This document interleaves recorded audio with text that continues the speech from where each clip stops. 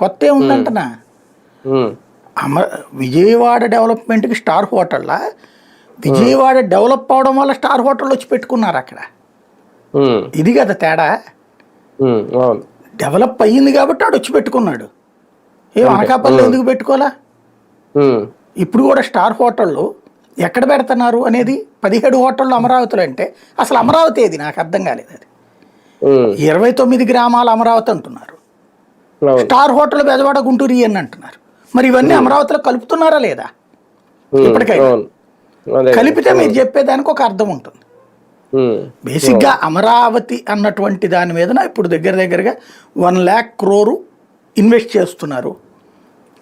ఓ నగరాన్ని సృష్టిస్తున్నారు. Iconic towers కట్టబోతున్నారు. భారీ రోడ్లు వేయబోతున్నారు. ఒక సరికొత్త ప్రయోగం, ఇంతవరకు భారతదేశ చరిత్రలో చేయని ఒక ప్రయోగం, ఒక కొత్త నగరాన్ని సృష్టించడం అనేది, కొన్ని పల్లెల్ని కలిపి ఒక పెద్ద పట్టణంగా సృష్టించడం అనేటటువంటిది. ఇది కొంచెం టైం తీసుకుంటుంది. బట్ సక్సెస్ కావాలి, అవుతుందని ఆశిద్దాం, అవ్వాలని కోరుకుందాం మనం కూడా. అయితే అది ఇమ్మీడియట్ గా దాంట్లో కోట్లు వచ్చేస్తాయి అనేటటువంటి భ్రమల నుంచి బయటకు వద్దాం.